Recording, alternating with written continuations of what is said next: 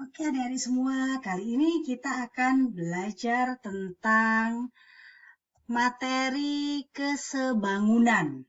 Nah, perlu adik-adik semua ketahui bahwa pada materi ini kita akan belajar dua submateri. Yang pertama adalah kesebangunan dan yang kedua adalah kongruen. Apa sih kesebangunan itu? Apa pula itu kongruen? Nah, sebenarnya baik kesebangunan maupun kongruen itu sering kali dekat dengan kehidupan kita sehari-hari. Kayak kakak tanya dulu nih, ada yang GIFO nggak di sini alias gila foto? Nah, pernah nggak deh merhatiin foto kalian dengan diri asli kalian? Nah, kalau secara ukuran jelas beda lah. Foto pasti lebih kecil daripada aslinya. Tapi perhatikan dengan seksama deh. Panjang tangan kalian di dalam foto dengan yang aslinya itu sebanding dengan panjang kaki kalian di dalam foto dengan aslinya. Sebanding dengan lebar muka kalian di dalam foto dengan aslinya, dan seterusnya. Jadi yang perlu kalian garis bawahi, walaupun besarnya tidak sama, tetapi bagian-bagian tubuh kalian di dalam foto dan aslinya, itu semua sebanding. Kira-kira seperti itulah kesebangunan. Nah, prinsip kesebangunan ini sering kali digunakan oleh arsitek dalam pembuatan desain rumah. Ada yang punya cita-cita jadi arsitek nggak di sini? Kalau ada berarti wajib ngerti ini kesebangunan. Nah, pernah dapat brosur rumah, Dek? Nah, pernah dapat brosur rumah? Coba perhatikan. Di dalam brosur rumah itu kan biasanya ada ukuran-ukurannya ya. 3 cm, konsisten yang pasti 3 cm, 5 cm, dan lain sebagainya. Nah, itu sebenarnya sebanding dengan aslinya. Nah, paham ya? Begitupun dengan miniatur-miniatur gedung dan lain sebagainya yang kalian sering lihat-lihat di mall. Itu juga sebanding dengan aslinya. Nah, beberapa contoh yang kakak sebutkan tadi adalah contoh-contoh kesebangunan, prinsip kesebangunan dalam kehidupan sehari-hari. Nah, ada bayangan ya? Jadi kalau kesebangunan itu, ya secara kasar syaratnya ukurannya nggak harus sama, tapi perbandingannya sama. Nah, itu prinsipnya kesebangunan. Nah, ada yang pernah lihat nggak tukang batu memasang ubin? Ya, biasanya mereka pakai ini ya, benang-benang yang memang dipasangkan di tanah seperti ini. Nah, membentuk bentuk ubin, ya kan ya. Nah, kemudian nanti ubinnya itu benar-benar dipasang secara tepat pada benang-benang yang tadi sudah dipersiapkan. Benang-benang ini dipasang tujuannya memang supaya ubin itu terpasang sempurna. Akhirnya jadinya rapi deh. Jadi jangan coba-coba membuat benang-benang itu menjadi lebih lebar daripada ubinnya atau lebih kecil daripada ubinnya. Karena apa? Wah, mengacaukan itu nanti. Nah, ini adalah prinsip kongruen. Benang-benang itu harus dipasang sama persis ukurannya dengan ubin, supaya ubin bisa diletakkan secara sempurna ke dalam benang-benang itu, yang pada akhirnya ubin-ubin itu tersusun rapi, seperti itu. Nah, ada kebayang nggak, Dek? Berarti syaratnya kongruen apa? Ya, secara garis besar kongruen itu ya harus sama persis. Ukurannya harus sama persis, bentuknya harus sama persis. Nah, paham bedanya ya?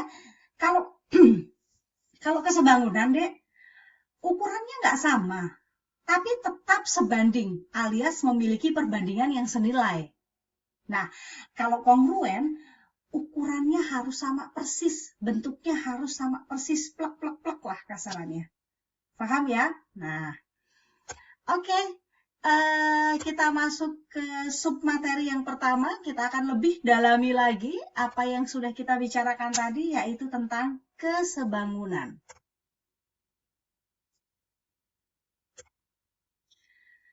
Dua bangun datar dikatakan sebangun jika memenuhi dua syarat.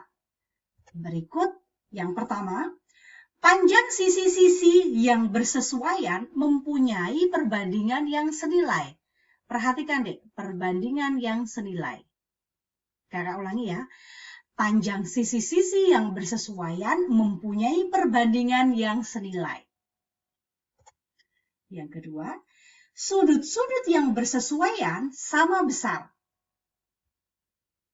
Sudut-sudut yang bersesuaian sama besar. Nah, perhatikan. Kakak punya dua buah persegi panjang. Coba kalian lihat. Kira-kira itu ukurannya sama nggak sih? Pasti adik-adik semua bilang, ya nggak sama, Kak. Nggak sama. Ya kan? Ukurannya nggak sama. Yang bawah lebih besar. Nah, pertanyaan kakak selanjutnya, ini ukurannya nggak sama. Tapi kira-kira sebangun nggak sih? Nah, kalau itu kita perlu mengecek satu persatu. Yang pertama, coba perhatikan deh, kita cek dulu. Apakah panjang sisi-sisi yang bersesuaian mempunyai perbandingan yang senilai? Yuk kita coba lihat.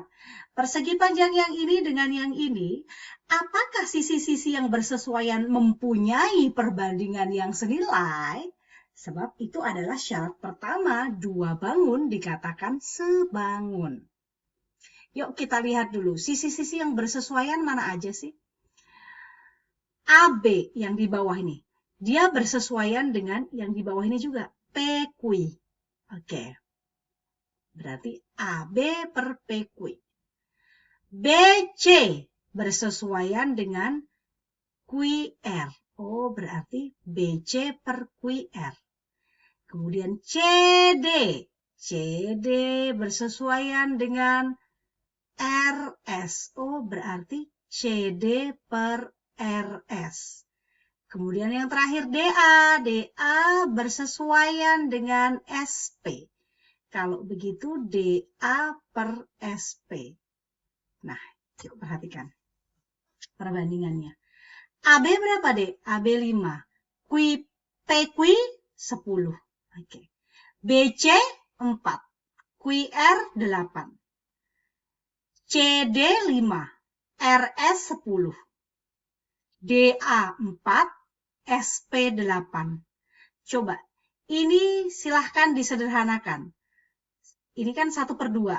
Ini juga 1/2. 1/2, 1/2. Hasilnya 1/2. Oh, dari sini kita lihat bahwa ternyata sisi-sisi yang bersesuaian mempunyai perbandingan yang senilai, yaitu perbandingannya 1/2. Kalau begitu syarat pertama ini memenuhi ya. Oke. Sekarang kita lanjutkan syarat yang kedua. Apa deh syarat yang kedua? Yuk perhatikan lagi. Ini nih syarat yang kedua. Sudut-sudut yang bersesuaian sama besar. Nah, kita cek dulu yuk. Sudut-sudut yang bersesuaian mana aja sih? Sudut A bersesuaian dengan sudut P. Sudut B bersesuaian dengan sudut Q. Sudut C bersesuaian dengan sudut R. Dan sudut D bersesuaian dengan sudut S. Besarnya semua ternyata sama. Berapa kira-kira, Dek? Ya, 90 derajat. Oke, kalau begitu syarat yang kedua, yaitu sudut-sudut yang bersesuaian sama besar juga dipenuhi. Apa kesimpulan kita? Kesimpulan kita adalah bangun ABCD dan PQRS adalah sebangun. Bisa dipahami sampai sini?